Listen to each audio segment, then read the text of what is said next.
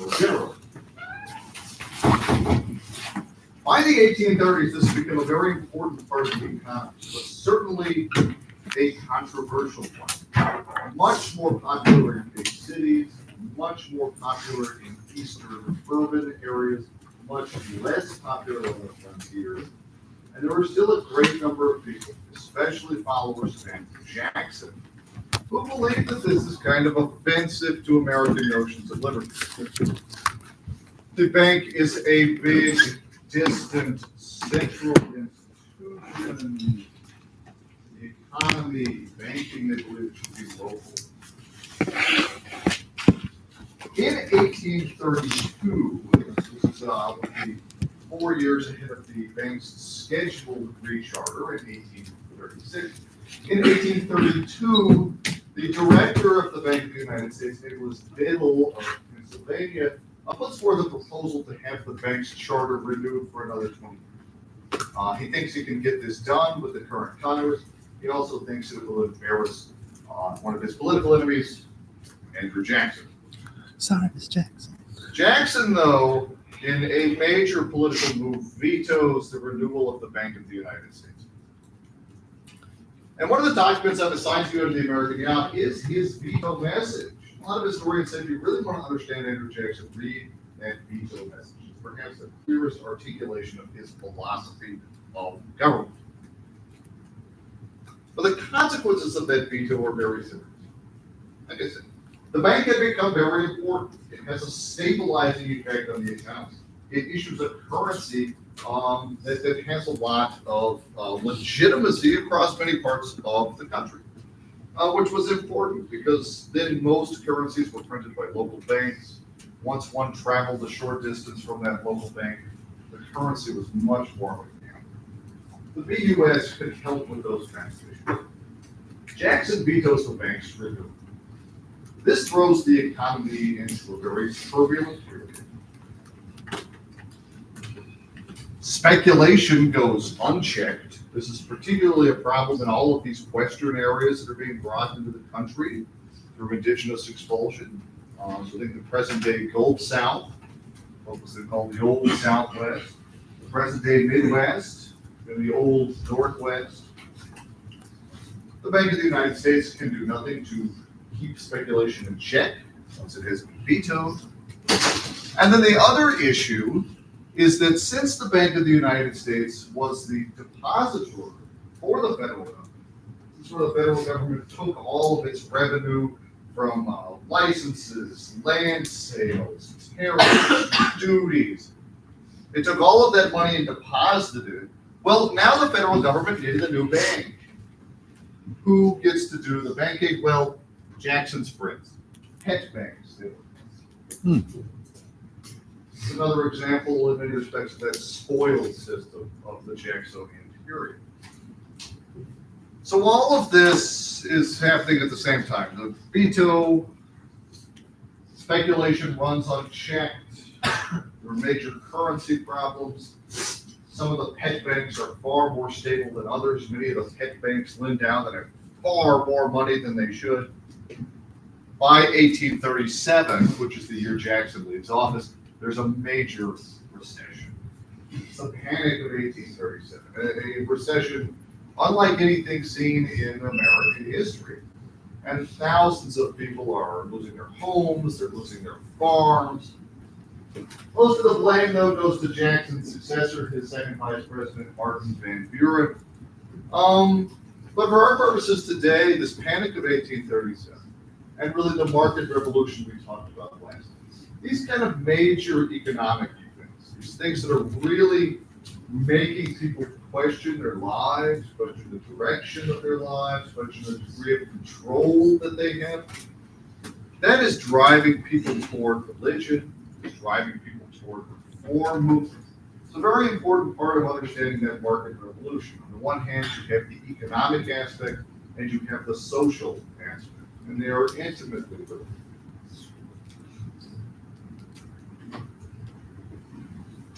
Easily the biggest consequence of those changes concerned religion. Second Great Awakening, as it's called. We'll talk about that in a moment. The key element of that time period as it concerned religious revivalism was the tent meeting all across the United States, but especially in areas most seriously impacted by the changing market economy, something like the Canal Zone of Western New York, the areas in what was then the West, the areas around New York City, around Philadelphia. Traveling ministers will go all throughout the countryside, gathering people. They'll send agents out to local farms and communities, spreading word that the minister is going to come to town. They'll find a spot out in the countryside. They'll set up tents so that people can stay for days on end. And these ministers give long, impassioned sermons, telling people that the solution to their ills, their social ills, their financial ills, is reassessing their relationship with Protestant Christianity. This is overwhelmingly a Protestant movement. It's a more progressive understanding of Christianity as well. There was a first great awakening during the colonial period, we used to associate with Puritans. I remember a document I actually read where one minister says that the people in the audience, the congregants, should see themselves like a spider dangling above hell. This is a much more cheerful interpretation of Christianity. One that says that certain personal actions that one takes, like going to church more regularly, like donating to a minister, like giving up alcohol, those can all lead to personal salvation. Gone is the old Calvinist doctrine of predestination.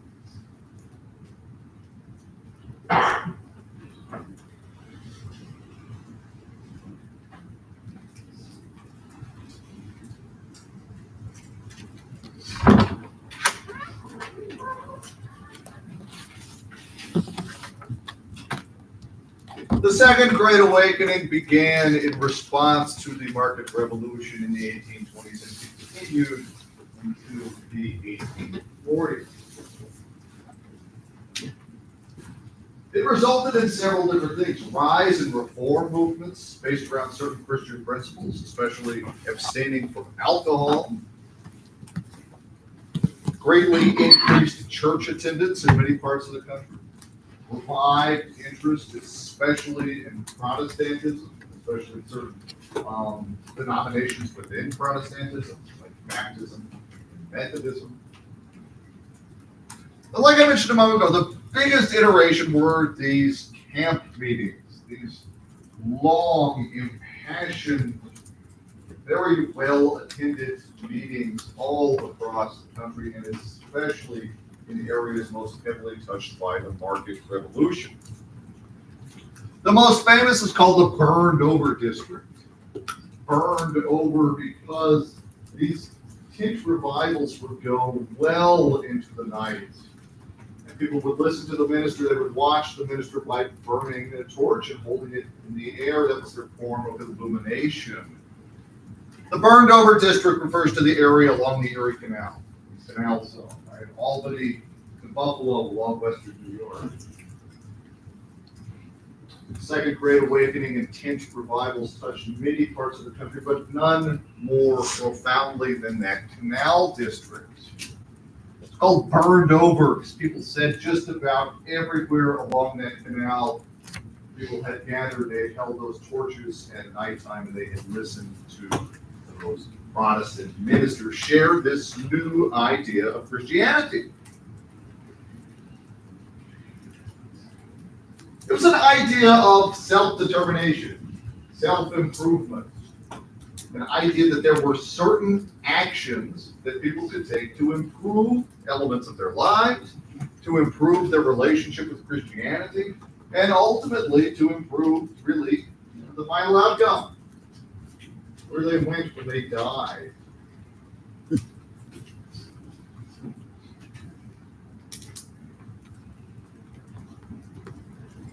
They're very much a response to the market revolution. The fact that thousands of people would come out of their homes and their farms to attend meetings that stretched into the night. Meetings would usually culminate with new followers, with people who had been so taken by the religious message that they would come up and publicly declare themselves as Christians. The fact that so many people would attend these meetings, so many people would make that public declaration of their embrace of Christianity, is very much a manifestation of the market revolution. Without those economic upheavals, it is unlikely attendance would have been so high. But scholars have noted it's very interesting that the ministers who helped to spread the Second Great Awakening also used the technology of the market. They too traveled down the Erie Canal.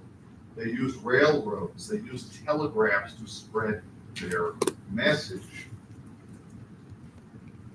And there were many, many ministers, some well-known, some not well-known, but the most prominent was a man named Charles Grandison Finney, a New Yorker.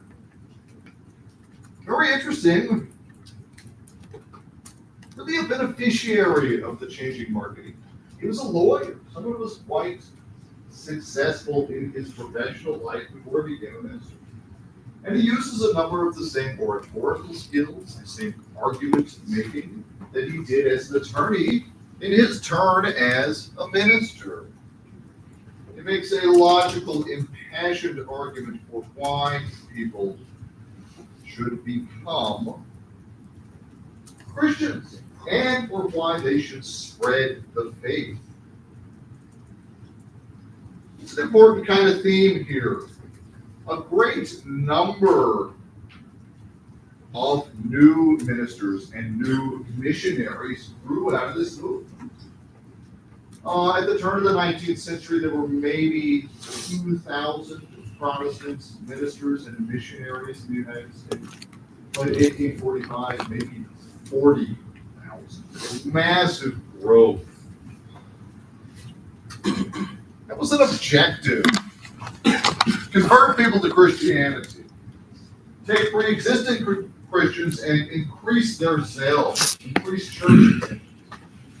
But also find some people who are especially passionate and persuade them to be ministers or missionaries who are going to go out and keep this Second Great Awakening going. And in that respect, this was a very successful movement.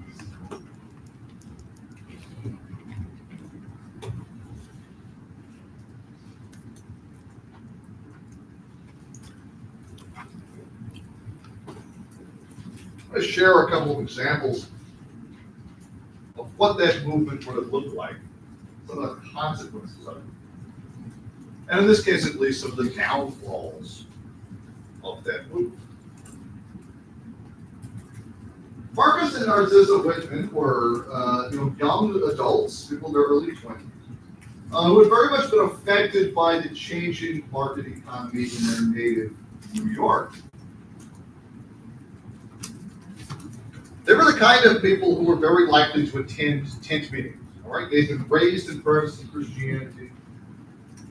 They'd been raised in farming settlements, but their adult lives did not resemble the adult lives of their parents. They were not in a position to inherit the farm. They were not in a position to enjoy the same kind of artisanal-based economy that their parents' generation did. They were thrust into the changing world of the market revolution.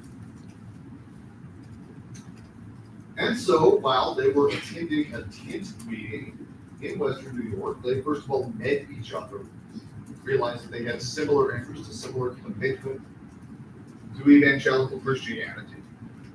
They made the public pronouncements of their faith, and they decided to become missionaries. That's another outgrowth of the Second Great Awakening, is a rise in formal missionary society.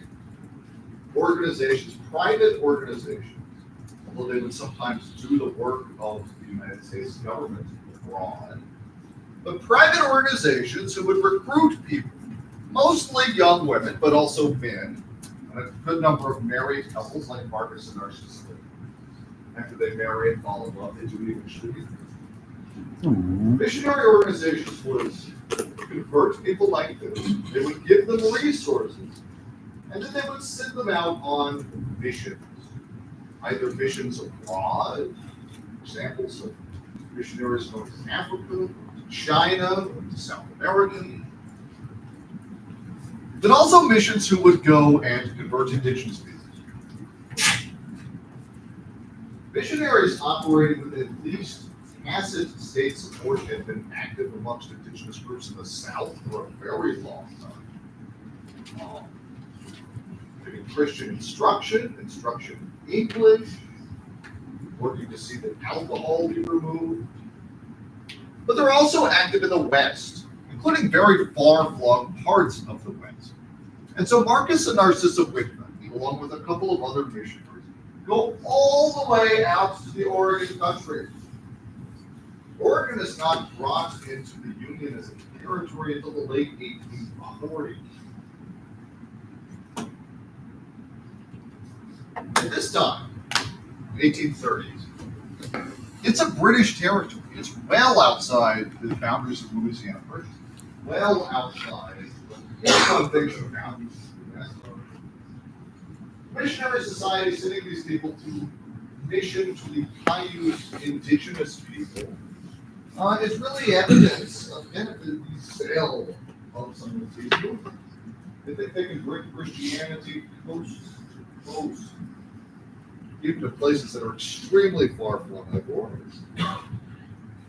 Well, Marcus lives as a healer. He heals both the local white community of missionaries and their children, but also the local Chinese population. And they also run a school.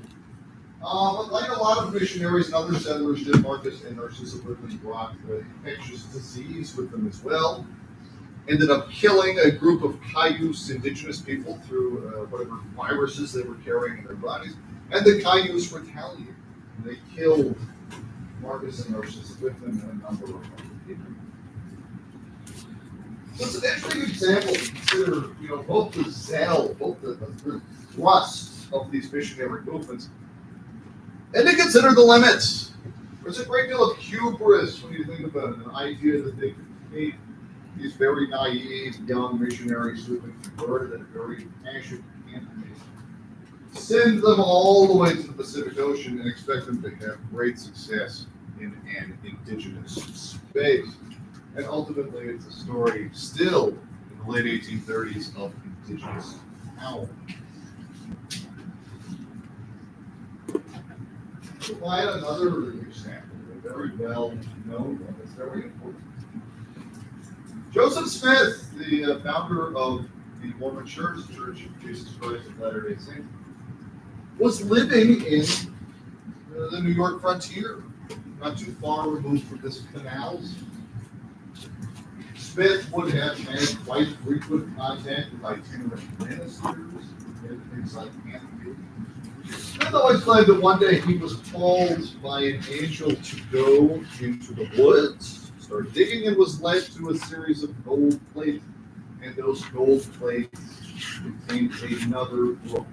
One that involved what is now the United States, involved Jesus coming and preaching to indigenous people. Smith founded the Mormon Church, a great number of followers, but in another theme that is kind of indicative of these trends, he was ostracized. It's the happen.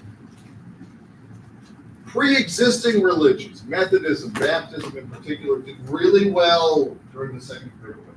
But newer religions, and Mormonism was not the only one, newer religions were often discriminated. It happened a lot in American history. Joseph Smith was driven from New York, eventually settled what he called Nauvoo on the Mississippi River in Illinois on the border of the present-day Iowa, until they were eventually driven from there as well. Stephen Smith was killed, and one of his followers, Brigham Young, took the Mormons all the way west and founded Salt Lake City. But just another interesting example of some of the consequences and also some of the social dynamics of the Second Great Awakening. Very strong success for some religions, the birth of newer religions, but also a great deal of discrimination. If you're maybe not preaching the kind of religion that some people want to do.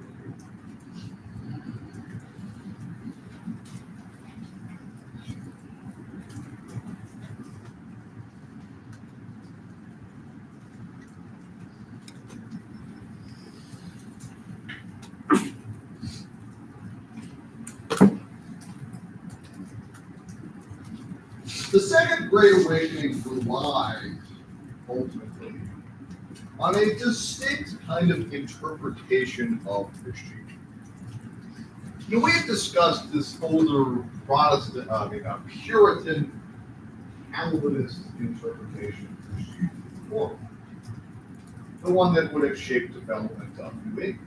And a great number of people living in this burned over districts, living in New York generally, in fact, living in the Midwest, a great number of the early generation of 19th century settlers to Michigan, for example. All of these people, a great number of them, were old New Englanders. They're descendants of people who have been in New England since the 17th century, but because of land loss and social change, economic change, were slowly pushed to the west. Mean that much, and very much would have objected to the idea that society would be perfect. The Second Great Awakening relies on a different interpretation of Christianity. One that really emphasizes the agency of individual Christians. In fact, Charles Grandison Finney used the words moral free agent to describe individual Christians. And like a free agent in sports, you can pick your team. That is what he is saying. You have the right, as an individual person, as an individual Christian, to make your own decisions, and those decisions will impact your relationship with Christianity. People may choose, in Finney's language, a life, choose between a Christian life and a life of sin. They may, in fact, have a change of heart. And those individual actions are significant in determining one's own relationship with Christianity generally, and probably what would happen in the afterlife. And it's all based on this idea: perfection. The ills of society can be fixed. The problems of people's relationship or lack of relationship with Christianity can be fixed. This is controversial. It's controversial with some more doctrinaire Protestant groups, and it's particularly controversial with Catholics. Central element of Catholic thought was the idea of original sin. Adam and Eve were the original sinners. All people were descendants of Adam and Eve. Therefore, everyone is born with original sin. Not too many Catholics believed in these ideas of the Great Awakening. And a lot of them found it quite offensive. And in fact, there was a strong element of anti-Catholicism amongst many of these Protestant preachers and many of the reform movements that are going to grow up alongside religious change. But the basic logic of the Second Great Awakening, the basic idea, moral free agents, people may make certain decisions in their lives that have a profound impact on who they are as Christians. That leads into reform as well. The rise of Protestant Christianity, this re-embrace of Protestant Christianity through the Second Great Awakening, is one side of the coin of reform. If people can remake their relationships with religion, they can choose a life of Christianity or a life of sin, well, then they can also choose other aspects of their lives. They can determine to remain faithful to their spouses. They can determine to have families. They can determine to not commit crime. And all of those things can be addressed in a reform movement. And one of the most important, they can choose not to drink. The logic of the Second Great Awakening is the same logic as the reform movements of the Jacksonian period. People may perfect aspects of their life. They have control of their own choices. Yes, the economy has changed. Yes, the market has changed. Yes, times are not the same as they were. But these problems may be fixed through individual action.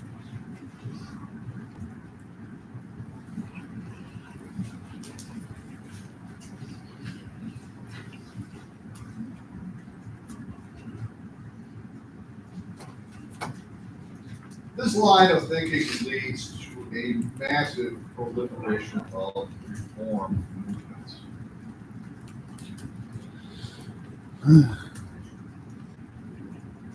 Mostly based on reformers' interpretation of Christianity, meaning mostly a Protestant's interpretation, and mostly one based on these ideas of human perfection. And they're concerned in a great number of different areas of life. Stop drinking. That one was very successful. I don't have the exact stats with me, but the people used to drink far more than they do. The average person drank something like 6 or 7 gallons of whiskey a year. It went down to like 1 or 2 gallons. Extremely successful, but many other changes as well. The idea that Sundays across the country should be something different. Previously, yes, church attendance, or at least maybe private reading of the Bible in one's home, but otherwise Sunday was like any other day. Like the courthouse might be closed, but essentially you could do anything else. People would work, people would go to plays, people would go to town, they would drink, gamble. The idea that Sunday should be a day set aside. There shouldn't be mail delivery on Sunday. That's too commercial. There shouldn't be public entertainment. There should be things like plays on Sunday. But also an idea that things that had previously been private or had been the province of local governments should be affected by reform. Lock away people who have committed a crime. While they are there, they should learn to improve their lives so that they don't commit crimes anymore. Public education, really for the first time in American history, should be funded. Should be a core of teachers who are able to provide students with the basis of education. And perhaps most controversially and sadly, probably also least successful, women should have certain rights. Some of these movements are pretty common across the country. Temperance, like I said, becomes very successful. Drinking goes down tremendously, although it's far from uncontroversial. I mentioned in a previous lecture a number of immigrant groups. For many of those groups, drinking was a very important cultural activity. It's also important political activity. This is an early instance of abolition growing in the North.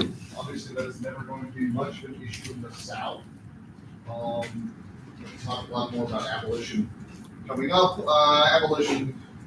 Abolition means the immediate, permanent destruction of the institution of slavery. Only a small minority of Northerners were ever true abolitionists. The other side of that coin is anti-slavery, which just means stopping the spread of slavery, maybe enacting some gradual manumission plan. A larger number of Northerners fall into that camp. But education is the other field that really stays out of the South. Schooling in the South will be much less common well after the Civil War. It's seen as more of a local issue, a private family issue. So we do see some changes nationwide, greater support for certain disabled populations like the blind, greater support for limiting the amount of drinking, greater religiosity generally, but also some very important regional differences are continuing to exist.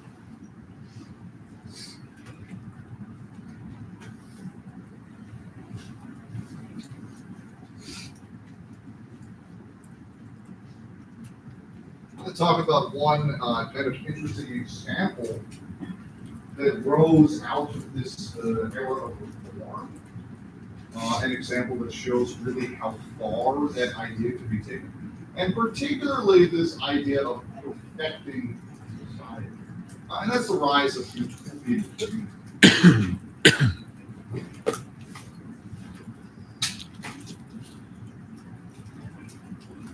These two, as you can imagine, were considerably more common in the North than the South, although not unknown in the South and not unknown in the Western frontier either.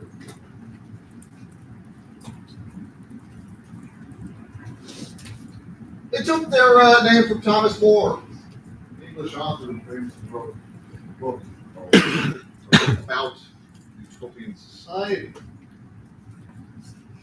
And their idea, once again, borrowing mostly from religious principles of the Second Period, their idea was that through living in a certain way, through adopting a certain set of rules, people could perfect society, find the perfect way to live life.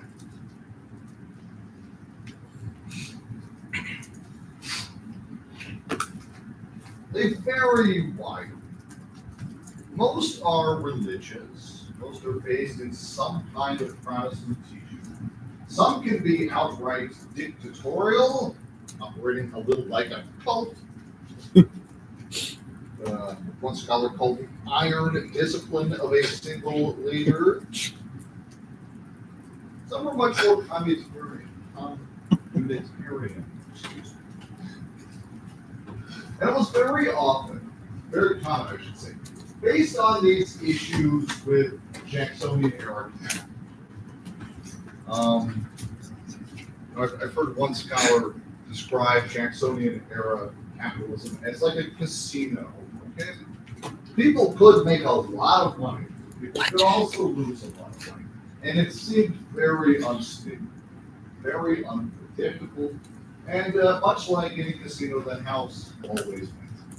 Some people might do well at certain times, other people might not, but generally the house is always going to win. And that's where a lot of this thinking comes from. Utopian communities, very often Protestant religious communities, but many of them offered a critique of Jacksonian era capitalism. Words like communism and socialism for the first time come into the American vocabulary because of these movements. And some communities offer a truly communal or communitarian idea of ownership. Let's say no one owns anything that we have. It's all up for grabs. The idea is to take what you need, no more than you need. Capitalism is about the accumulation of scarce resources. Some of these societies were gradually pushing back against that.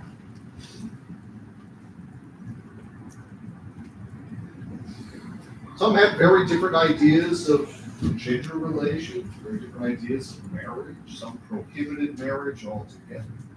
Some supported more open or free sexual relations. Some encouraged children, some prohibited them. But most of those that offered a critique of capitalism, a critique of property ownership, said that along with that should go a critique of a man's ownership of his life. These are not societies that practice the principle of coverture. Do not believe in the idea that a woman should not have a distinct legal identity. I just want to share an example of one very interesting and distinct utopian society. Those were the Shakers. The Shakers were a pretty old society.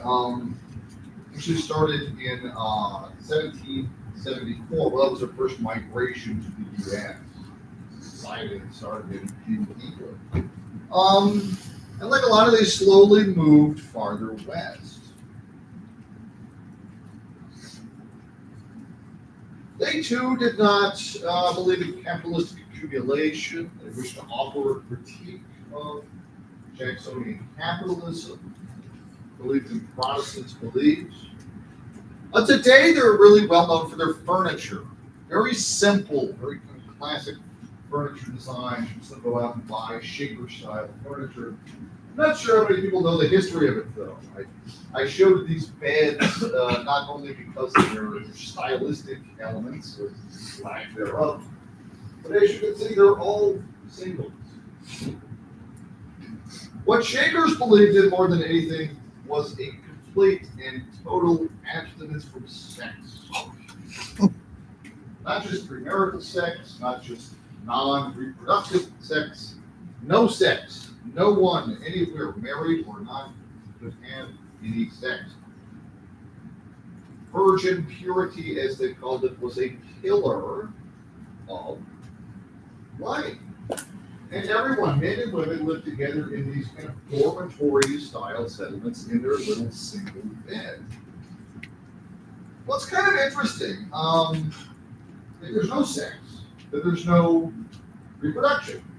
There are no Shaker children. No one in Shaker communities is giving birth. That means that in order for Shakers to grow, and they did grow through the first half of the 19th century, peaking at perhaps 5,000, they needed new converts. They got some converts that would also adopt people from orphanages and raise them.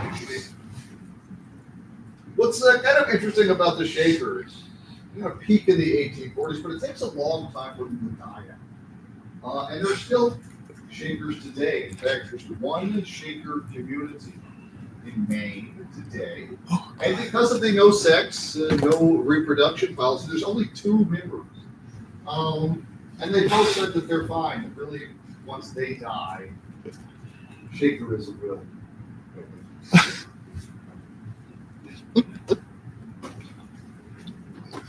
That's the question. Yeah. What do you think they are? Let's go. Now, how old are the 2 remaining Shakers? I think they were in their 70s. 70s or 80s. So, Yeah, they're old. really soon. Okay. It won't be long. I'll have to Yeah, just lecture.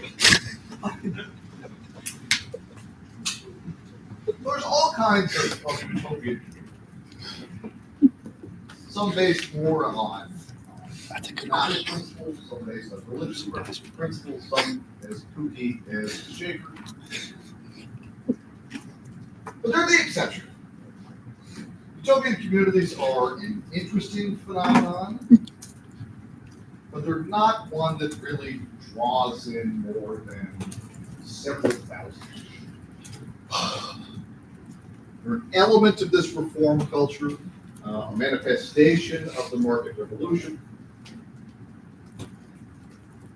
But individual movements, like temperance, like support of education, like abolitionism, they are really the driving force of reform. Temperance is probably the biggest and the most successful.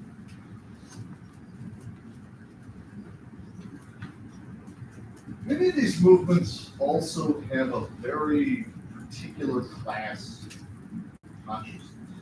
Class consciousness and class development. People whose lives are so difficult, seeking attention in non-traditional formats, they do things like risking one's life, like shutting off the waterfall. But also because of the rise of factories, because of big banking institutions, because of the rise of the railroad, and middle class people, particularly middle class women. And in fact, during this time, a number of intellectuals were thinking about precisely what does it mean to be middle class. And they think one of the principal ideas of being middle class is restraint. Even today, really, middle class identity is probably based on its fluidity. I think this might be one of the reasons why politicians make so many appeals to be middle class as opposed to other classes of society. Middle class people tend to. But there's also an idea that with a few changes, if the stock market tanks, if there's a job loss, if you spend money on something you shouldn't, well, you could fall out of the middle class. And more people probably think you're likely to fall out of the middle class than you are to rise from the middle class to the upper class. And at this time, a lot of middle class people and a lot of intellectuals and reformers are thinking that the thing that prevents people from falling out of the middle class is restraint. And restraint can be a religious principle as well. In fact, that was the very idea. If you avoid sinful activity, well, you too can go to heaven. If you avoid excessive drinking, you too can go to heaven. Those things are based on personal decisions. So the middle class, as it defined itself at this time, is particularly well positioned to be offering this argument about restraint and to be taking it into reform movements. And temperance really is just about restraint. Yeah, you might still drink a glass of wine on the weekend. If your Protestant denomination does communion, as some of them do, well, certainly you drink then. But you're not getting drunk every night. You're certainly not getting drunk in public. You're not going to make major decisions while you're drinking.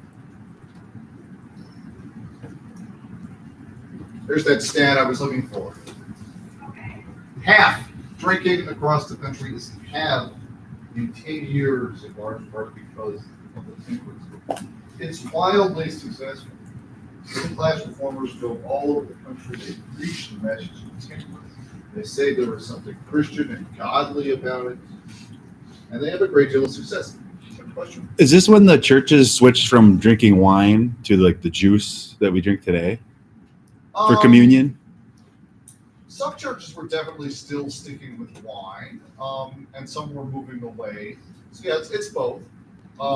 There's other reasons for that switch as well. But yeah, that's definitely one thing that's happening now. They're having a great deal of success with temperance.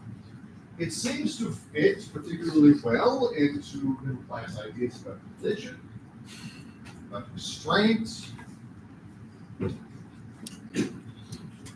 Well, there's also something kind of classist about this. But one element of middle class culture as it's developing at this time, one element of that restraint is that people should stop having so many children.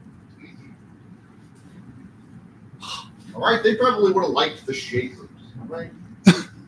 Sex is fine when it's to make a child, but that should not happen too often. Maybe 2, 3, 4 children. Part of the reason why middle-class reformers are developing these ideas about restraint is because they're looking at growing immigrant populations. The Irish in particular were known for having quite a few children. And it is not something about Irish culture, it is something about the culture of living in a developing nation. Similar remains the case today. As the income of nations rises, the birth rate tends to drop. Drops quite a bit. The middle-class reformers tend to be native-born. They tend to be people who've been in the country for a long time. They tend to be middle-class, and they tend to be racist and classist. Many of them are looking at the Irish who are coming into places like New York, Philadelphia, Boston. We're seeing that many of them are not having a lot of economic success. We're seeing that they live in poverty. We're seeing that they have a lot of children. They don't understand things like structural racism. They don't understand things like what it means to live in a developing country, what the value of children in a society based on farming. A lot of reformers want to move into places like New York and Boston and take their efforts directly to especially Irish immigrant populations. And a lot of immigrant groups are very much offended by it. Drinking has been an important custom amongst many Irish and German groups. A great number of those Irish immigrants in particular are Catholics. They object to this idea, of perfecting human nature. They don't think that's possible, and they think it's offensive to their own religious beliefs. So reformers are facing a lot of backlash on that front, and rightfully so, but also from some other elements of the population. Drinking had a lot of political significance. In fact, one way that politicians would sometimes get people to go to the polls and go vote for them was to have a huge party on election day. They would throw a giant barbecue down at the courthouse or wherever in town that people were voting. They'd invite everybody from the countryside, and they would fly them with lots and lots of alcohol. It was a very effective electoral mechanism. And if you remember going back to the spoil system, well, people knew that, if they could really drive turnout to the vote, well, they're going to be viewed favorably in Andrew Jackson's eyes. Much more likely to have influential political decisions. So temperance is kind of interesting. It shows that middle class spirit. It shows also some of the classism. It shows some of the assumptions that many middle class reformers have about other groups in society, assumptions that don't reflect a knowledge of cultural differences. But still significant because it really is one of the more successful movements.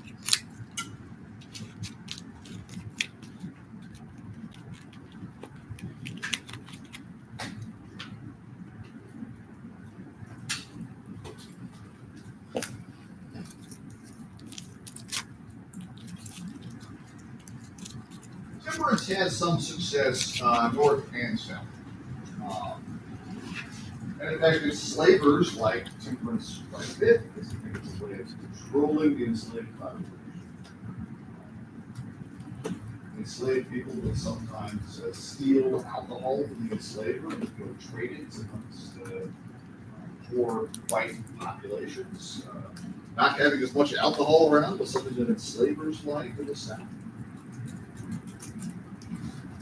Elsewhere, though, reform is mostly a northern phenomenon, and that concerns the growth of institutions. And in fact, the age of Jackson can be seen as kind of a great era of institution building in the United States. It's a belief that private organizations, and a lesser belief that the government can tackle certain issues that had previously been more private, or like family issues. Previously, if a child had lost both parents, the social custom would probably be that they go live with an aunt and an uncle, go live with a cousin, a grandparent. Worst case scenario, they're taken in by the church. Now there are going to be orphanages. There are going to be institutions, very rudimentary ones, for people suffering from mental illness. There are going to be services in some part of the country to address homelessness, to address poverty. The reformatory goes out of the prison. Again, it is taken from the idea of Christianity as it was understood during the Second Great Awakening, that people can perfect themselves.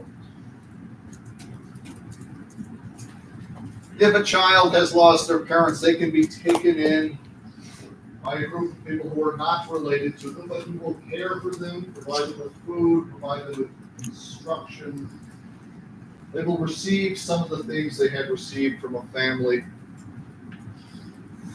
just in the way that a person who's committed a crime will receive something that they reform themselves. This institution building is a major development of the Jacksonian period. Tremendously important. Really the first time in American history we're seeing these kinds of institutions. And they're controversial. A great number of people are continuing to say these are private men. If someone is orphaned, that should not be the business of the state. If someone cannot support themselves financially, that is very much a private issue. Especially controversial, like I said, the South institution building, almost non-existent, where it is mostly the Upper South, places like Richmond, Virginia, Baltimore, Washington, D.C.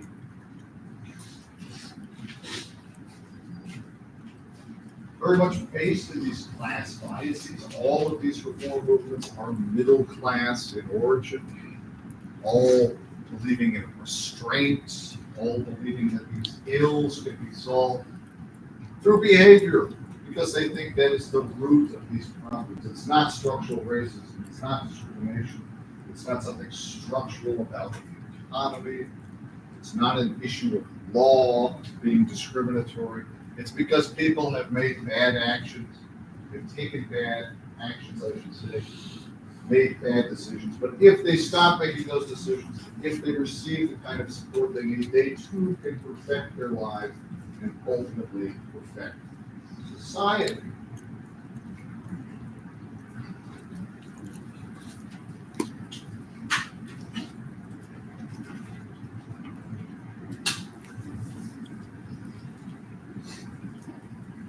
The biggest and most controversial of these institution building efforts concerned public education. What at the time was called the common school. This reflected a growing idea that in a more modern society, a place based on new forms of technology, new economic enterprises, students needed certain levels of knowledge in order to be successful in this society. Schooling before has been overwhelmingly a home-based institution or an extremely elite private institution. It was only the wealthy, and usually the wealthy of the wealthy, who sent their children to be educated. It was also the case in the South. And the idea was controversial. These reforms, controversial in the South. Southerners, the wealthy Southerners, had always been sending their children to private schools, and in the North or in Europe. The common school movement looks to do something different. Take education out of the home, apply certain principles, provide education for free or for very little cost, and allow students to learn basics that will allow them to survive in the new economy. Some of this is formal education, learning to read, learning to do mathematics, learning basic science. Some of these even public schools will then feed into universities. Most people certainly will not go, but they will feed into a growing number of mostly private universities in the country. They will feed into the military academies.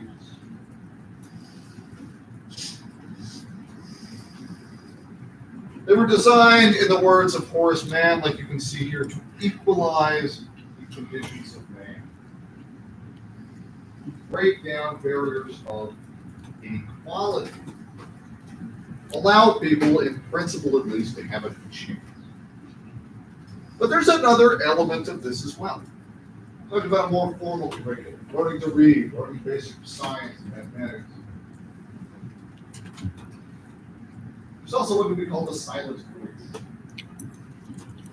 Many of the aspects of being a student, following instructions, listening to a teacher, going to class on a clock schedule, using a bell, waiting in line, certain hierarchies that exist, the teacher above the student, the principal at the top of the institution. Those were the same kind of hierarchies, the same kind of principles that existed inside the factory. The factory required people to show up at a certain point in time, required people to listen to what the employer told them to do. It had a hierarchy. It too was sometimes based on a bell schedule. If the common school was designed, or at least the reformers said it was designed to break down barriers, to equalize conditions, it also helped elites have a workforce that was ready for the industrial economy. And that is something they liked, and that is one reason it became popular. But as with all of these movements, very controversial, seen as invading the privacy of the home. people still feel this way. Believe that certain aspects of education should be family managed. Parents should be ultimately responsible for what their children learn, how they learn it, when they learn it.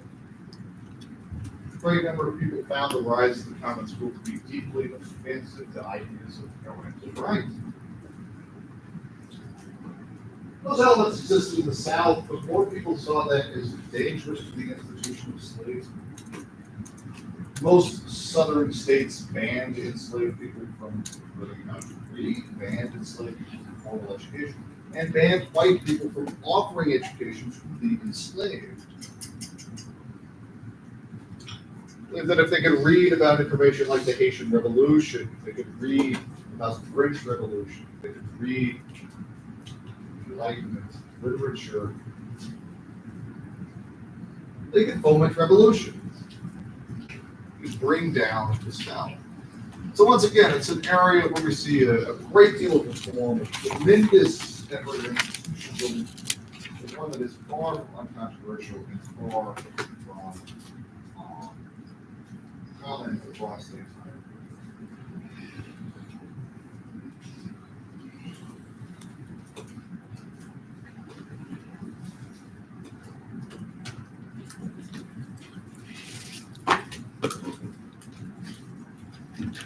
Another very important element of reform concerns women. This is especially important because you will remember that many of these debates had existed during the Revolution. And one of the failed promises of the American Revolution concerned the rights, concerned the treatment of women. Women had played essential roles in the lead up to the American Revolution, engaging in importation societies, making clothing that could be used to avoid buying imports from England, providing all kinds of services to the Continental Army, and some even serving in the army. The reversion of status following the revolution is one of the revolution's greatest failures. And once again, here decades later, women are really the most prominent members of reform movements. Sometimes they're the leaders, but even when they are not, they are usually the ones doing most of the work. The ones going out and persuading people to become Christians. The ones going out and persuading local leaders to provide funding for schools. The ones sharing stories about the ills of alcohol. And especially the most prominent people of abolitionism. Abolitionism, like I said, the immediate, permanent destruction of the institution of slavery. A great number of women reformers wanted to take those ideas, immediate, permanent destruction, and concerned barriers that affected the lives of women.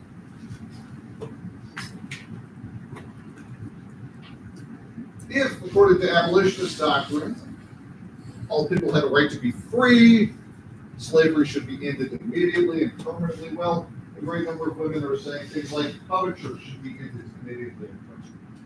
Women should have equal rights. Part of the universal freedom should be that a woman should have the same legal identity as a man.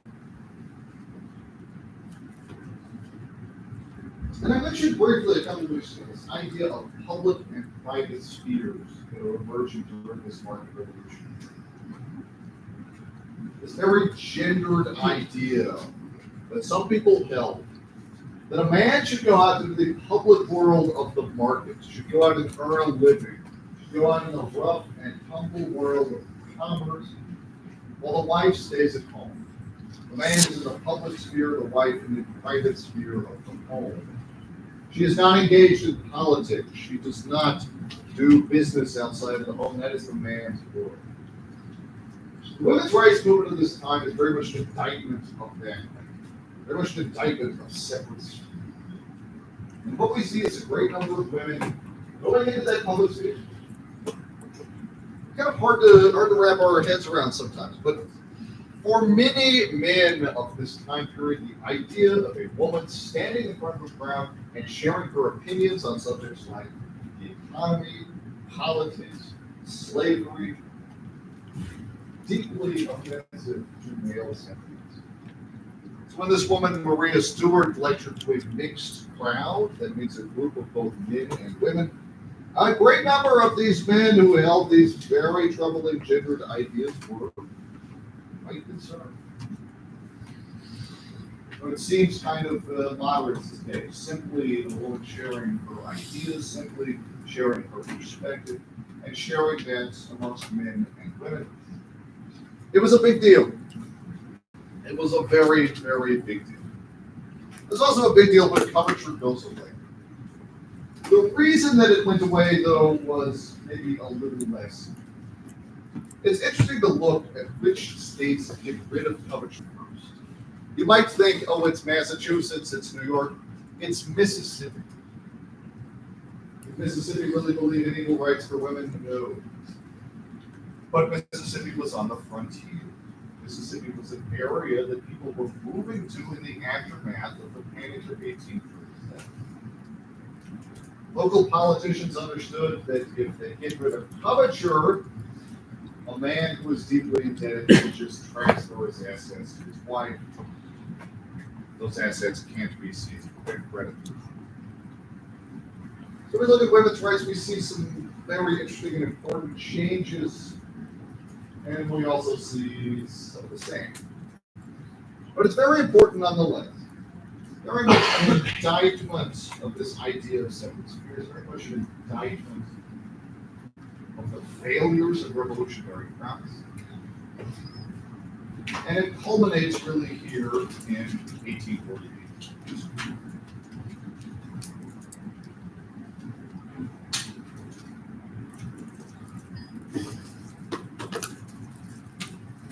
Seneca Falls Conventions, the Women's Rights Convention, or the very first national conference for women's rights.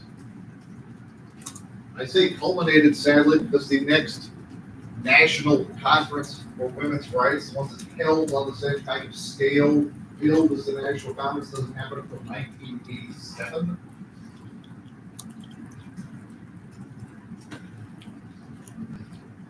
But it was significant for a couple of reasons.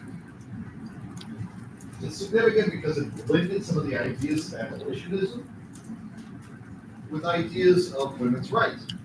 Elizabeth Cady Stanton, today kind of a household name, was an abolitionist. She organizes the conference, and she does so in her hometown of Seneca Falls, New York. It's known as the Seneca Falls Convention.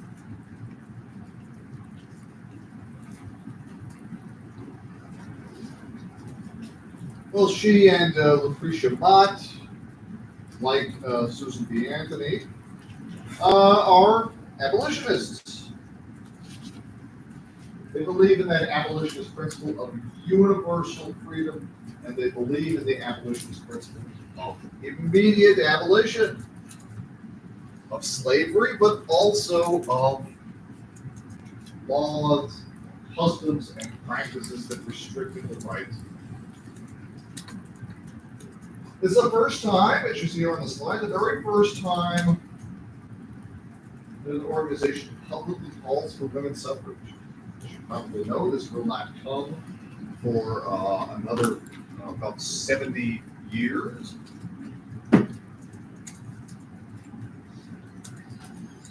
The overall objective of the conference is also revolutionary and significant. It was not reform on a small scale. This was an early recognition that many of the problems concerning gender equality were of a structural nature. I argue this is an ongoing right, objective into the structure of inequality.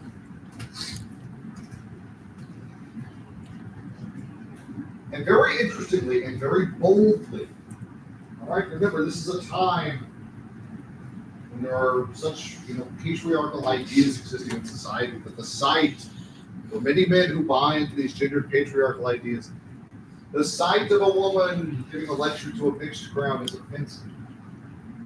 Imagine what they thought of the Seneca Falls Declaration. Okay? It was this truly revolution. They took the Declaration of Independence, they modeled it, and where Thomas Jefferson had written, all men are created equal, they wrote, all men and women are created equal. It was taking really the foundational document in American history and recognizing its shortcomings on each front and making a very powerful statement about that. We can end there. Pick up with our continued discussion of Jacksonian the next time. Thank you, everyone.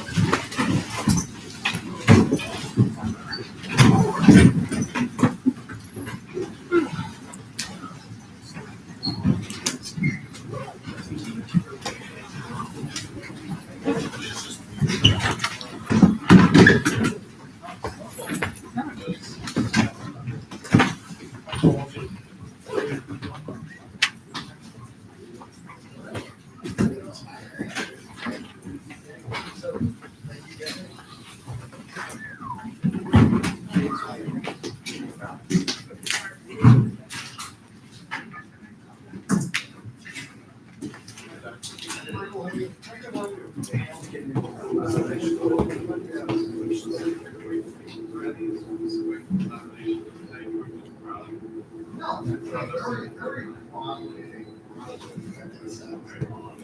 biggest game,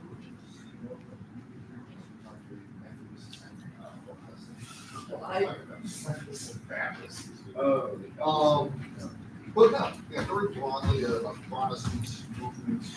Some of the ministers look at it, provide these benefits to the families. Probably a few Presbyterians, not quite as well.